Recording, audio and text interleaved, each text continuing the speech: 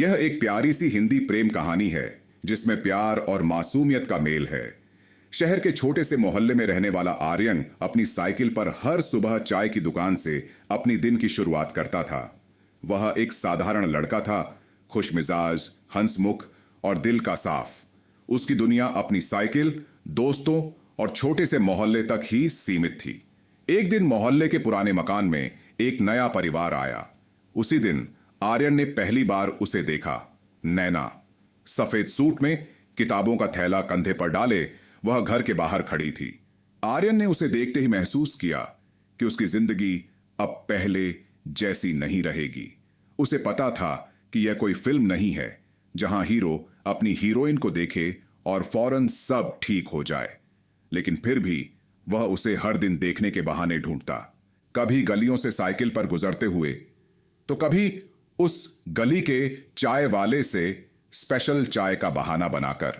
एक दिन हिम्मत करके उसने नैना से बात करने का सोचा, पर जैसे ही वह उसके पास पहुंचा, उसके शब्द कहीं गुम हो गए। नैना ने मुस्कुराते हुए कहा, कुछ कहना था? आर्यन ने झिझकते हुए जवाब दिया, वो चाय पीने का मन कर रहा था, आप भी आती तो अच्छा होता। नैना खिलखिलाकर हंस पड़ी। चाय पीने का बहाना अच्छा है, उसने कहा।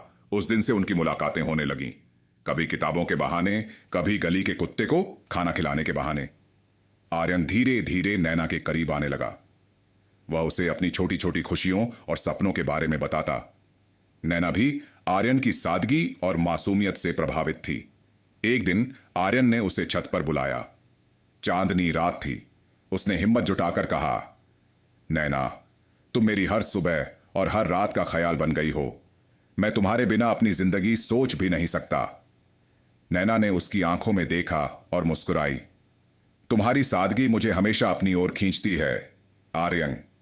शायद मैं भी तुमसे कुछ ऐसा ही महसूस करती हूं।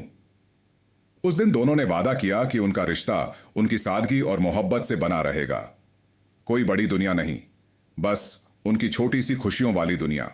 और इस तरह मोहल्ले के उस सादे लड़के और उस खूबसूरत लड़की की कहानी मोहब्बत की मिसाल बन गई।